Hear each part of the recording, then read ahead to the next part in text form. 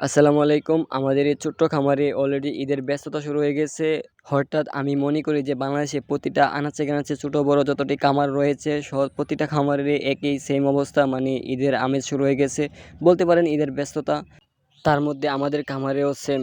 আর আজ সকাল ১০টা থেকে দুপুর ২টা পর্যন্ত আমাদের গ্রামে কোনো কারেন্ট ছিল না। বলতে কোনো কারেন্ট না, কারেন্ট তো মাত্র একটাই থাকে। তো কারেন্ট ছিল না, আর আমাদের কাছে কোনো এক্সট্রা জেনারেটরও নেই। কারণ আমার খামারটা মাত্র ছোট, গ্রো এখনও করিনি।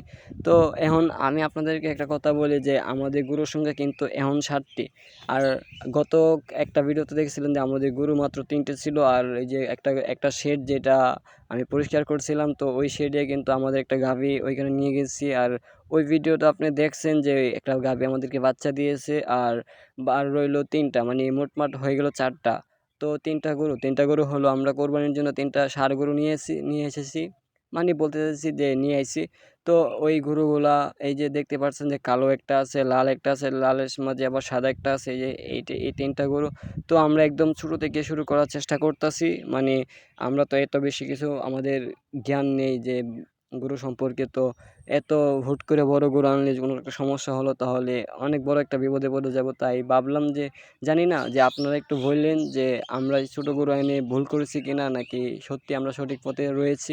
তো এটা আপনি একটু আপনারা একটু কমেন্টে বললেন। আর সব কিছু মিলে আলহামদুলিল্লাহ যে আমাদের কাছে এখন 7টা গরু রয়েছে। আর বাকি যে 3টা গরু আমরা ঈদের জন্য বড় করার চিন্তা ভাবনা করতেছি। আর আমি একটা কথা দিন শেষে বলবো যে যত দিন যেতেছে আমি এই গরু প্রেমে সত্যি আসক্ত হয়ে যেতেছি। আর আরেকটা কথা যে আমাদের কিন্তু বলছিলাম না যে হাঁস মুরগি 3টা হাঁস আর 2টা মুরগি এই যে ভাইরাসে মরে সব কিছু সাফ হয়ে গেছিল। তারপর 3টা হাঁস, সরি 3টা হাঁস আর 2টা মুরগি আছে।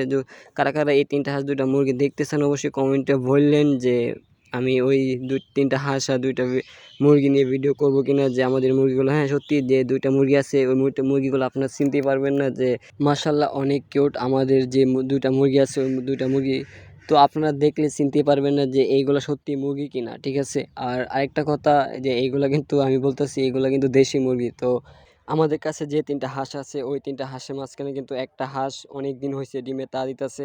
ও কিন্তু খুব তাড়াতাড়ি বাচ্চা নিয়ে বের হবে। আচ্ছা, আপনাদের সাথে কথা বলতে বলতে আমি কিন্তু গরুদেরকে প্রায় গোসল করে ফেলছি। আর গোসল করানো ভিতর দিয়ে আমি একটা কথা বলি আপনাদেরকে যে আপনারা গরুদেরকে কি দিয়ে গোসল করান? মানে আমি বলতেছি সাবান নাকি শ্যাম্পু? আর আমি আপনাদেরকে বলি যে আমি গরুদেরকে কি দিয়ে গোসল করাই? আমি গরুদেরকে অবশ্যই শ্যাম্পু দিয়ে গোসল করাই, আর মাঝে মাঝে সাবান দিয়ে গোসল করাই। যখন শ্যাম্পু না থাকে আর যদি মনে না থাকে শ্যাম্পু আনার কথা, তাহলেই সাবান দিয়ে গোসল করা একমাত্র। আর শ্যাম্পুর উপকারিতা আমার মতে গরুগুলো দেখতে অনেক সুন্দর দেখা যায়, মানে কিউট। যে গরুর যে লোমগুলা আছে ওই লোমগুলা অনেক চিকচিক করে দেখতে। আর এক কথা আমরা গ্রামের ভাষায় বলতে পারি যে তেল চিটকা আর কি, যেটাকে বলে আর কি। যারা গ্রামে থাকেন তারা একমাত্র বুঝতে পারবেন যে তেল চিটকা মানেটা কি। যাই হোক, ওই বিষয় নিয়ে আমি না যাই। আর আপনারা কিন্তু অবশ্যই বলবেন যে আপনারা গরুদেরকে কি দিয়ে গোসল করান।